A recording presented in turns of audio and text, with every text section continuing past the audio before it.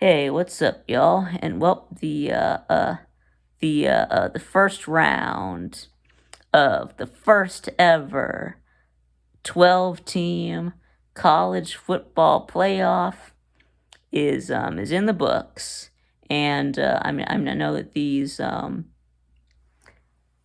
first round playoff games, well, they were really um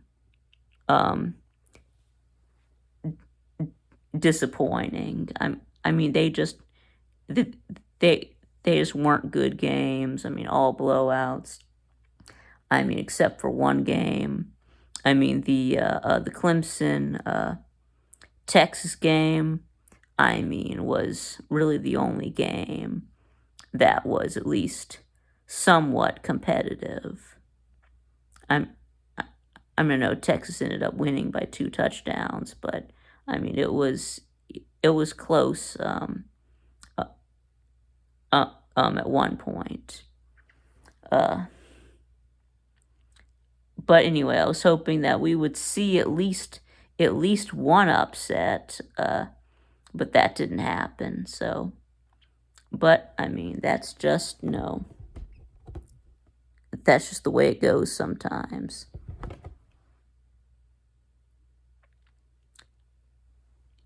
So anyway, so of course we will start out with the first game, of course, the 10 seed Indiana and the 7 seed Notre Dame.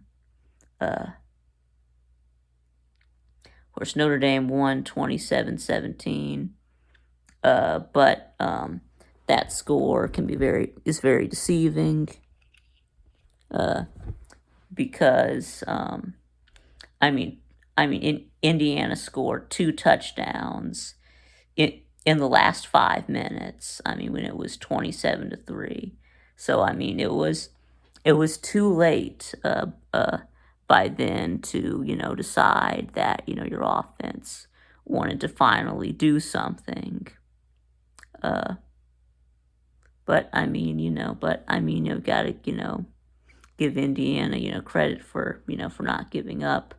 I mean, they, they, they could have just said, let's just, give up. Let's just lose 27-3.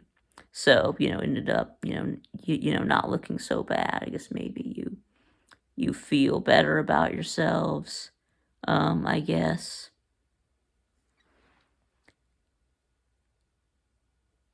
But anyway, but of course, I'm Indiana was a great story, but they were just, no match. I mean, between these two rosters, by talent, player to player. I mean, Notre Dame, is just so much better than Indiana. Anyway, and Notre Dame had like 193 yards, and Indiana had 63 yards. I mean, that was really, the biggest difference in the game. I mean, time of possession, um, Notre Dame had 35 minutes, 40 seconds. I mean, it sort of started out. I mean, Indiana. You got the interception, and you're driving down, and then you end up throwing an interception at the 2, and then Jeremiah Love had his 98-yard touchdown run, and it was just all downhill for Indiana from that point on.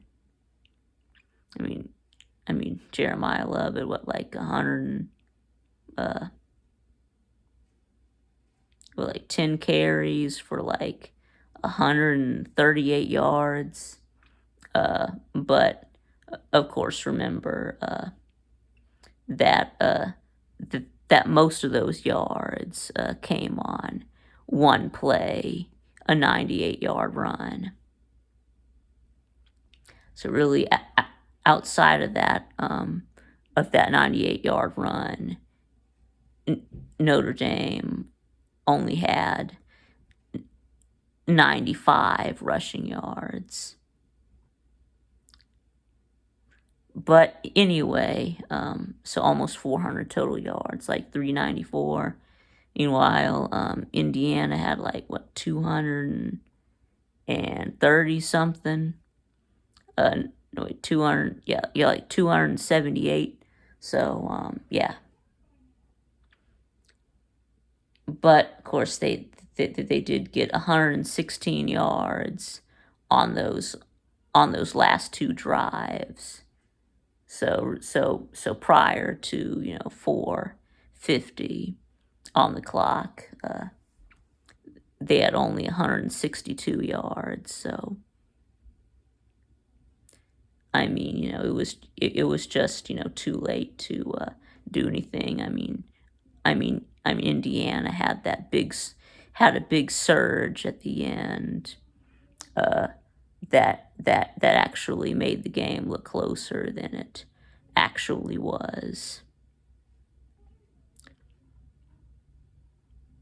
And then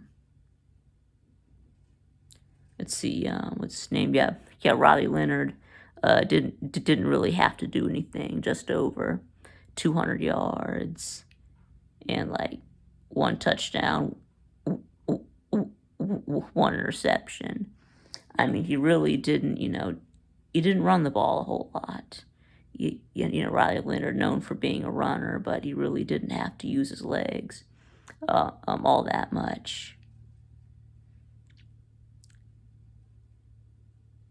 Anyway, Nathan Rourke threw for like 215 yards and 2 touchdowns, 1 interception.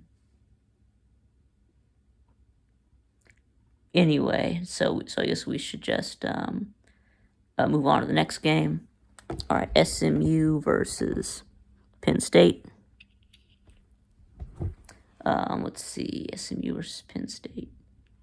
Yeah, of course, Penn State just demolished SMU, 38-10.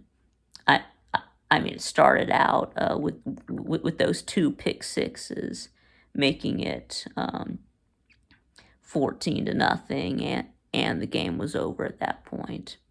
Penn State's offense finally started going. They finally got the run game going late in the second quarter, and then it was 28-0 at halftime, and the game was over at halftime. I mean, I didn't even watch the second half, because I was going to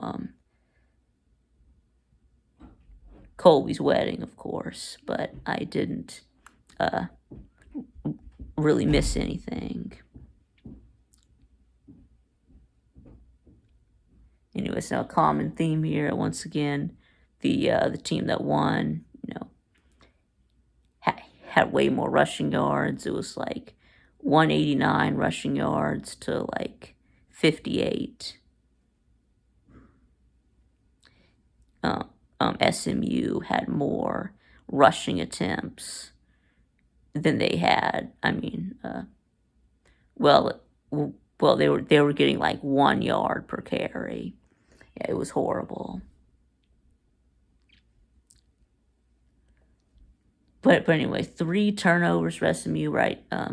Kevin Jennings threw 3 interceptions. Of course, 2 of them were pick sixes. One of them was on 2nd down and goal from like the 7. They also had like 3 turnovers on downs. I'm gonna think that turnovers on downs should also count as turnovers in the box score. Well, if you count all of those, then SMU really had like 6 turnovers. I mean, 4 trips into the red zone, 3 points. That's it. I mean, so SMU, you had your opportunities. Fourth and 1 from the 19. Jennings rolls out of the pocket. He can easily run for the first down. But instead he throws it. He goes for the touchdown, and it's incomplete. I think that was on like SMU's second drive of the game. When there was still no score. And then what else? Kicking a field goal on 4th and goal, and then a missed field goal on 4th and goal following a sack. Jennings ran around like a chicken with his head cut off and lost 18 yards, and then that led to a missed field goal.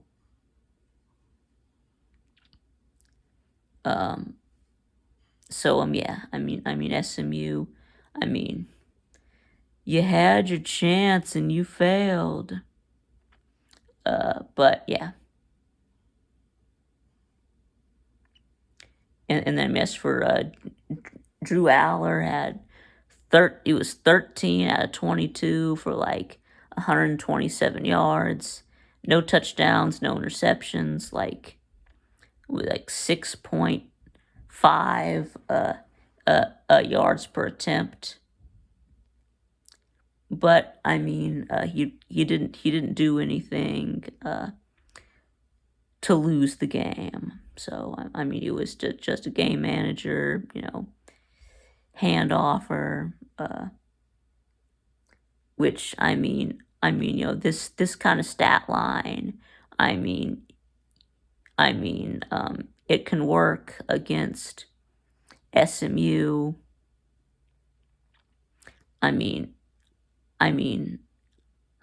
It would work against. Could work when you play Boise State. But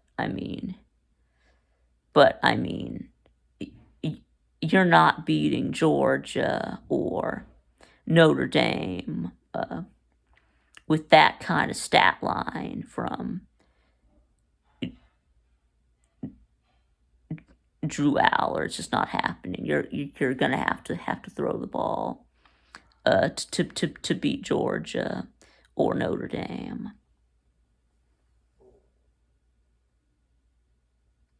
All right, so next, how about the 12 seed Clemson against the 5 seed Texas? And let's see, Texas won. The final score was 38-24. Of course, I missed this game. Because of the wedding. We promised. We were promised that there would be a TV there, so we could watch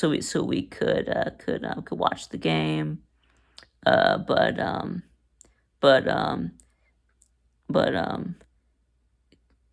Cruella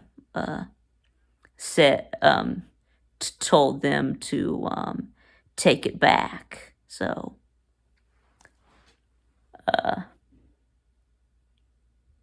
anyway, but that's neither here nor there.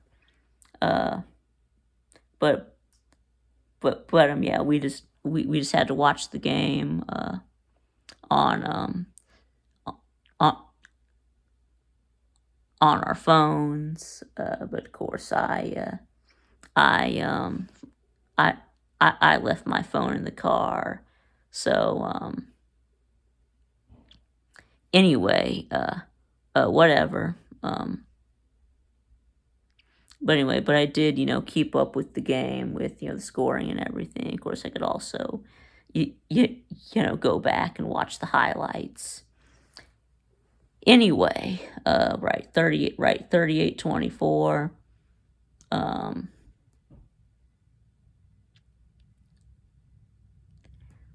okay, forget it. Okay, anyway, so Texas did have a 31-10 lead at one point, like early in the third quarter. But Clemson fought back, able to cut it to a one-score game, able to make it 24-31. Or anyway, but then Texas struck back with a touchdown to go up 38-24. And then, Clemson had a chance, had fourth and goal from the 1, and, couldn't run for a yard. It ended up turning it over right there. Texas ends up with a very long, time-consuming drive, and then you did get the ball back with about a minute and a half to go. But it was just but by then it was too late. You end up turning it over on downs again. And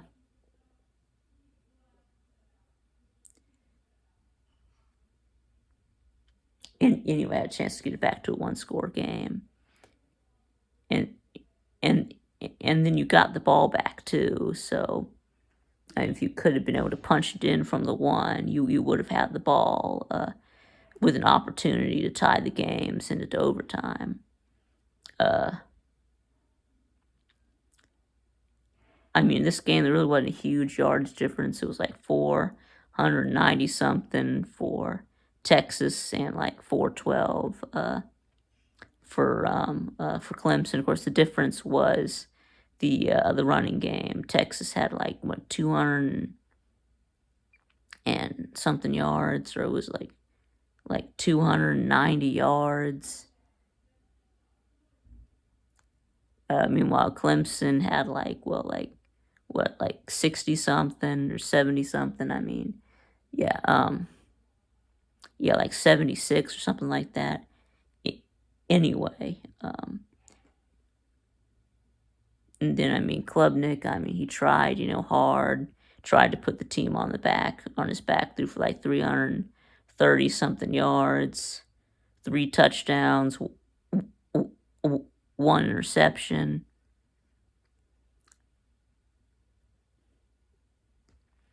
But Texas just ran it down Clemson's throat.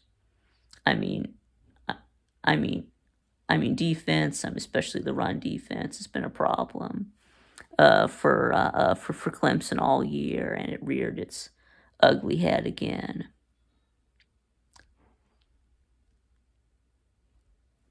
Anyway, so now how about this game really should have been the primetime game.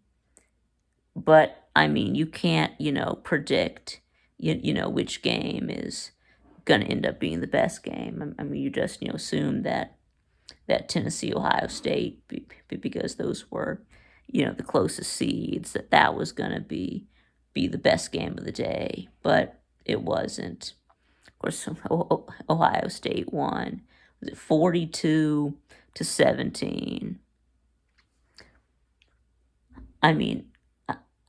Tennessee, you let the entire SEC down. Y'all were just horrible. Y'all just showed up and got embarrassed. Y'all had like 30,000 Tennessee fans there. And you just, show up and take a dump in the middle of the field. I really thought y'all are better than this. Many a YouTube analyst, including me, picked Tennessee to win this game, and of course it didn't happen. Of course I picked Tennessee because Ryan Day can't beat the SEC. But give Ohio State and Ryan Day credit.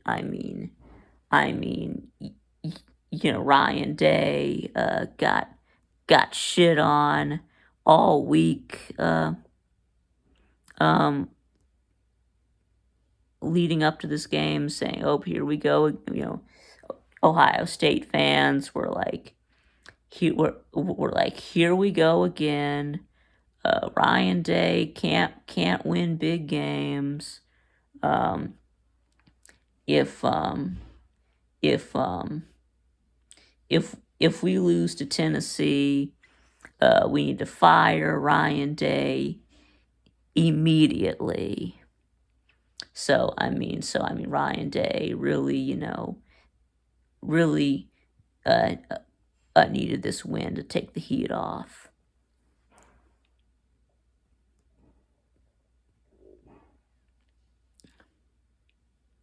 Because all week, Ohio State, got told that they were frauds. Well, I guess the joke's on us now. It turns out that Ryan Day can beat the SEC. But I know that Ohio State fans will say, see, teams from the SEC can't come and play up north in the cold. So basically, yes, according to Ohio State man, this game was played anywhere else. It was played in a dome, or if it was played below the Mason-Dixon line.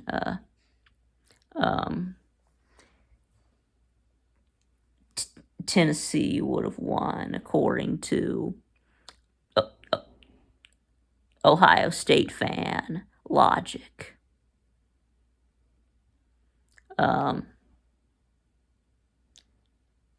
So Ohio State only won because that game was played outside, up north. It was like 20 degrees. Yeah. But no, the real reason Ohio State won was just because they were just the better team. Just because, they have, a better quarterback.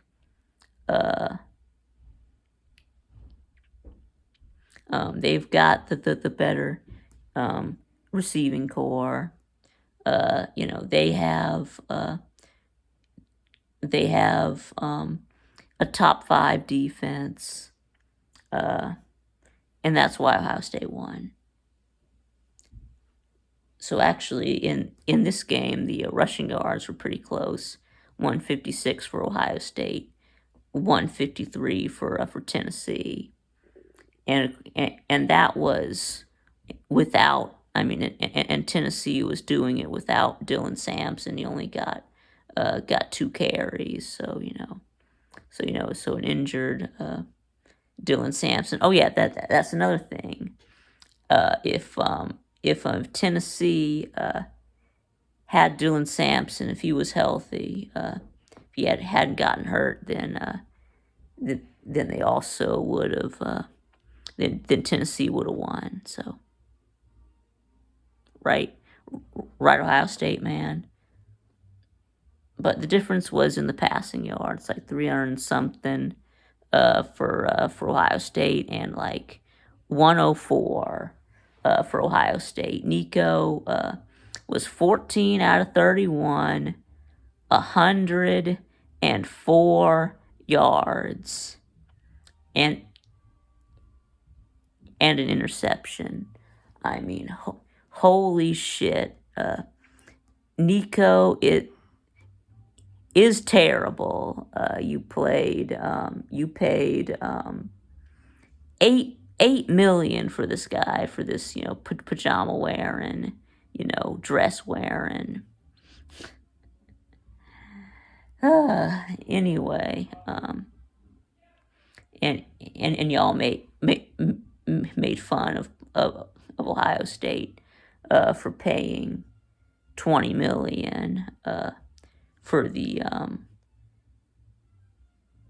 transfer portal.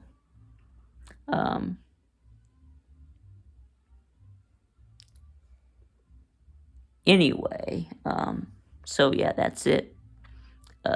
TreVeyon Henderson, 10 carries, 80 yards, 8 yards a carry. I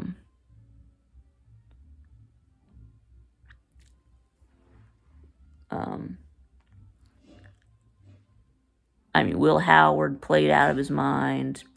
24 out of 29, like 300-something yards, 2 touchdowns, one interception, or was it 1 touchdown, 1 interception?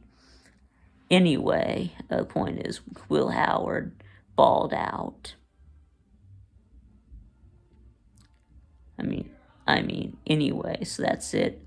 I mean, Indiana, SMU, Clemson, and Tennessee, your season is actually over.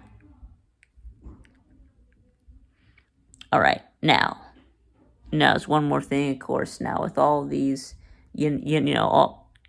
all this talk about how these teams didn't belong because they lost in the first round, or these teams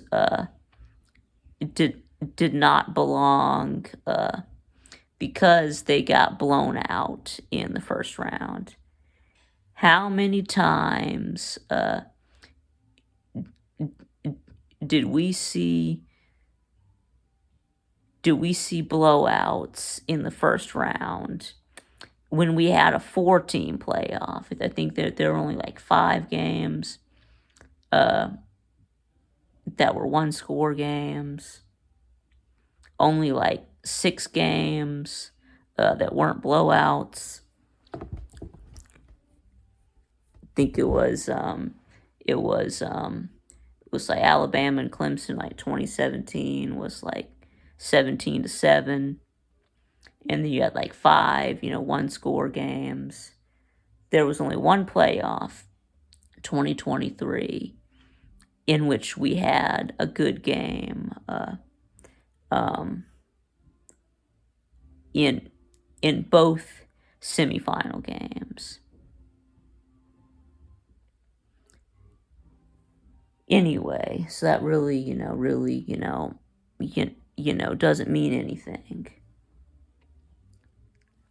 And then also, I know I hear certain fan bases, Alabama fans, especially, crying about how Indiana and SMU got in, saying, we would have beat Indiana, we would have beat SMU.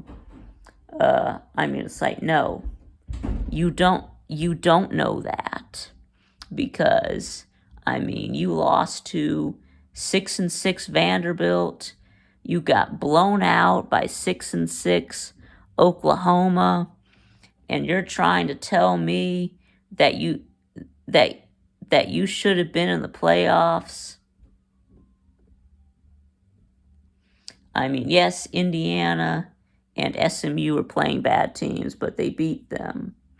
I mean, Indiana beat 6-6 Washington and Nebraska, and 7-5 Michigan. I know SMU played a bunch of 6 or 7 win teams, but they won those games. I mean, look at Ole Miss fan. I mean, saying they should have been in, or Lane Kiffin crying. I mean, maybe you shouldn't have lost to a 4-8 Kentucky that went 1-8. 1-7 in the SEC. only one SEC win, but they beat you, Ole Miss, man. I mean, you lost to 7-5 Florida. I mean, come on, I ain't not trying to hear that. I mean, Miami. Oh well, maybe you shouldn't have blown a 21-0 lead to Syracuse. Maybe you shouldn't have lost to a 7-win Georgia Tech. Meanwhile, Indiana's only lost to Ohio State, SMU, only lost to BYU and Clemson. So, I mean, Indiana, SMU played bad teams. So did you. The difference is, you were losing to those teams. I mean, South Carolina would have a legitimate gripe, but I mean, you can't, lose 2 games. I mean 3 games. Obviously, you're not gonna be ranked ahead of Alabama or Ole Miss because you lost to Alabama and Ole Miss. And then I know, yes, you did get screwed by the refs. You should have beat LSU. You got robbed. So I feel like South Carolina is the only team, that the only fan base that can really make a legitimate gripe. Yes, the committee got it right. The committee put in the 12 teams that needed to be there, that deserved to be there, that that handled all the teams, that handled all of their business. I mean 12 best teams. That 12 best teams is entirely, subjective, and just a lot of it is based on opinions. I mean, you're not gonna get the best 12 teams. You are never gonna get the best 12 teams. All right. All right. You can 10 people can each give me their top 12, and almost all of them are gonna be different. You might get 2 that are the same. So I mean, just get that idea out of your head about 12 best teams.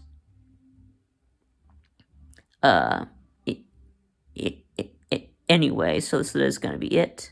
Of course, we're going to have round 2 of the playoffs. 1 game on New Year's Eve and 3 games on New Year's Day. So, but anyway, that is going to be it. So let me know what y'all think in the comments below, and thanks for watching, and I'll see y'all again next time.